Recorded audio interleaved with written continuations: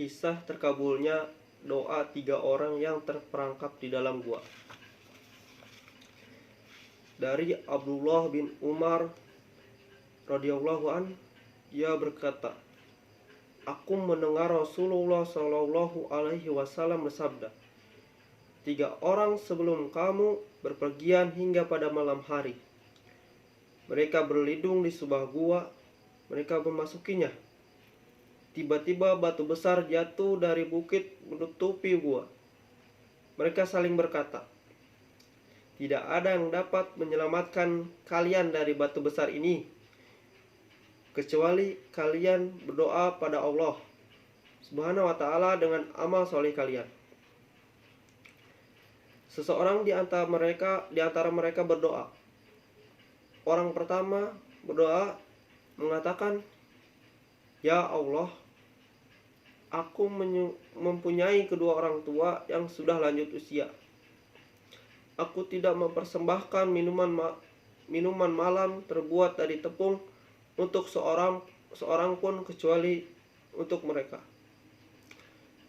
Suatu hari aku pergi jauh mencari kayu. Aku tidak kembali hingga mereka berdua tertidur. Aku membuatkan minuman untuk mereka. Kudapati mereka berdua telah tidur. Aku tidak ingin membangunkan mereka dan minum sebelum mereka. Aku pun tidur sedangkan tempat minuman mereka berada di tangan. Aku menunggu. Mereka berdua terjaga hingga terbit fajar. Sedangkan anak-anakku menangis di kakiku dalam keadaan lapar. Mereka berdua terjaga dan meminum minuman itu. Ya Allah, jika aku melakukan semua itu karena mengharapkan kemuliaan-Mu, maka bukakanlah gua ini untuk kami. Kami di dalamnya sedangkan batu ini menutupi pintu gua. Gua sedikit terbuka, namun mereka tetap tidak dapat keluar dari dalam gua itu. Yang lain berdoa. Orang kedua berdoa. Dia berdoa mengatakan bahwa, ya Allah, ada putri pamanku yang paling aku cintai. Aku sangat mencintainya, seperti layaknya laki-laki mencintai seorang wanita. Aku pernah ingin melakukan perbuatan tercela terhadapnya. Ia pernah dalam keadaan sangat membutuhkan uang. Ia mendatangiku. Aku memberikan 120 dinar kepadanya dengan syarat ia mau berzina denganku. Ia setuju melakukan hal itu.